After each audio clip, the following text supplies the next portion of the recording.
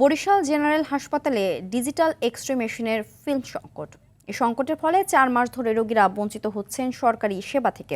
আগে যে কোনো ধরনের ডিজিটাল এক্স-রে মাত্র 200 টাকায় করাতে পারলেও বাইরের ডায়াগনস্টিক সেন্টার থেকে একই এক্স-রে করাতে হচ্ছে প্রায় 3 গুণ দামে।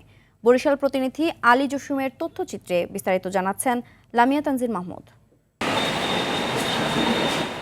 দশকের পর দশক ধরে অপেক্ষা, এরপর এসেছে 100 মিলি অ্যাম্পিয়ারের আধুনিক এক্স-রে মেশিনটি। গড়ে শতাধিক রোগী প্রতিদিন সেবা পেলেও বর্তমানে সেবা বন্ধ রয়েছে ফিল্ম সংকটের কারণে। রয়েছে লোকবলের অভাবও। ফিল্ম যদি প্রচুর পরিমাণ আসে এবং আমাদের লোকবল থাকে, নিয়োগ দেওয়া হয় সরকারি পক্ষ থেকে, তাইলে আমরা প্রচুর পরিমাণ সেবা দিতে পারবো ইনশাআল্লাহ। বাইরে তো বেশি টাকা দিয়ে করা লাগে, এখানে তো ডিজিটাল ফিল্ম 200 টাকা করে করে। ফিল্ম সংকটের কারণে বেশি ভোগান্তি হচ্ছে ইনডোর এবং আউটডোরের রোগীদের। বাইরের ডায়াগনস্টিক সেন্টার থেকে এক্স-রে করাতে গুনতে হচ্ছে বাড়তি টাকা। হাসপাতাল থেকে করতে পারি না, আমাদের দ্বারা বলছে যে আমাকে ফিল্ম নাই।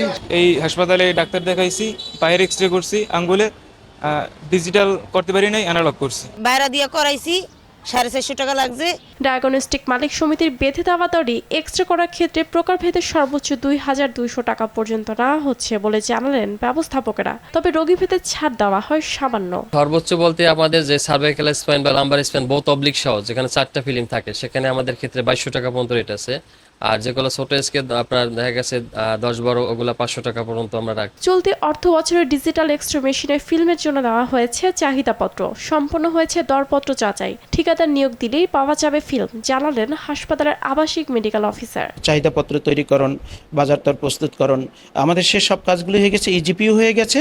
এখন আমাদের তত্ত্বাবধায়ক মহোদয় উনি হয়তো ওয়ার্ক অর্ডারের মাধ্যমে যখনই এটি ঠিকাদারকে চাহিদা সরবরাহ করতে পারবেন, হয়তো তখনই আমরা পেয়ে যাব। ডিজিটাল এক্স-রে মেশিনের সাথে পরীক্ষামূলকভাবে 2000 ফিল্ম পাওয়া গেলেও তা ফুরিয়ে গেছে 1 মাসের মধ্যেই।